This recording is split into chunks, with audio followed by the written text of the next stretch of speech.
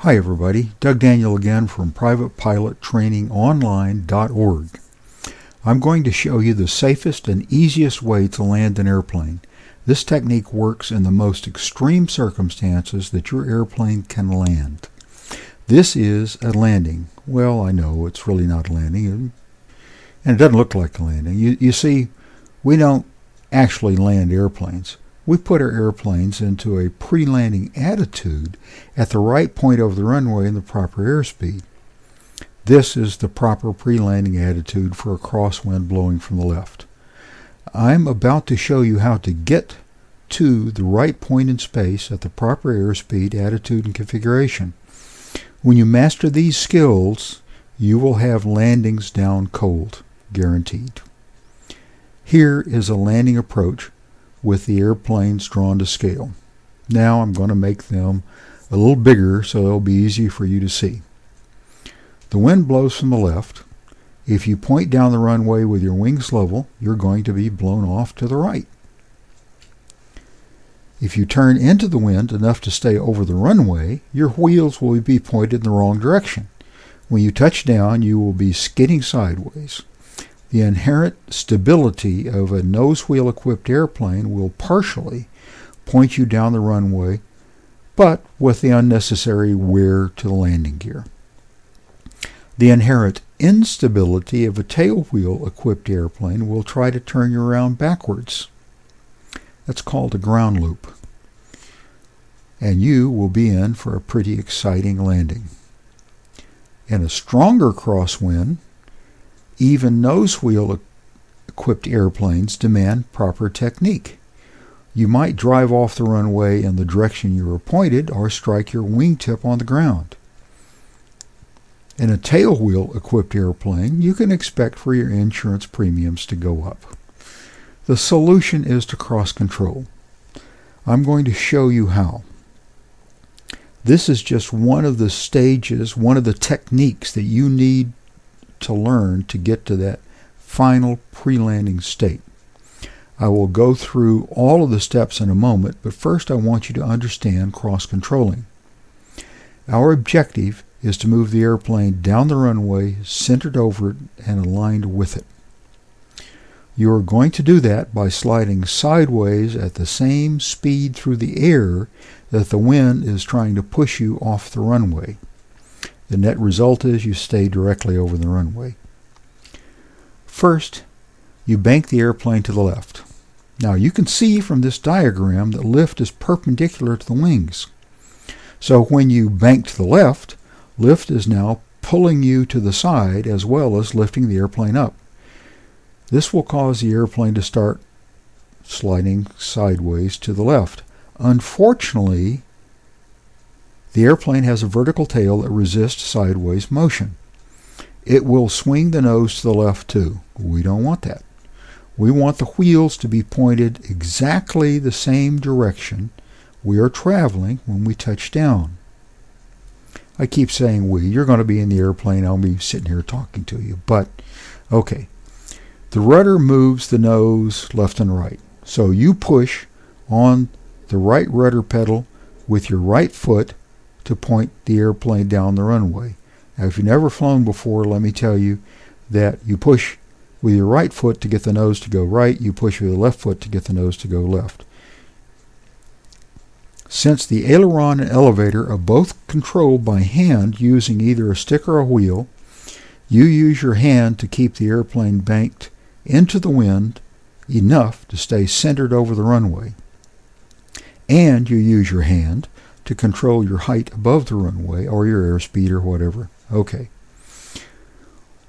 When I first started teaching flying, I wasn't terribly confident. So I did pretty much what other instructors did. But, you know, I was completely blown away when I discovered that they did not teach their students to cross control on every landing. It is not unusual for a student to become a licensed pilot before encountering a strong enough crosswind to force him to use, or her, to use this technique.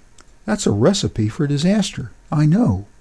As a new pilot, I had had some hair-raising experiences, before I mastered crosswind landings. Once, only blind fool luck kept me out of an irrigation ditch.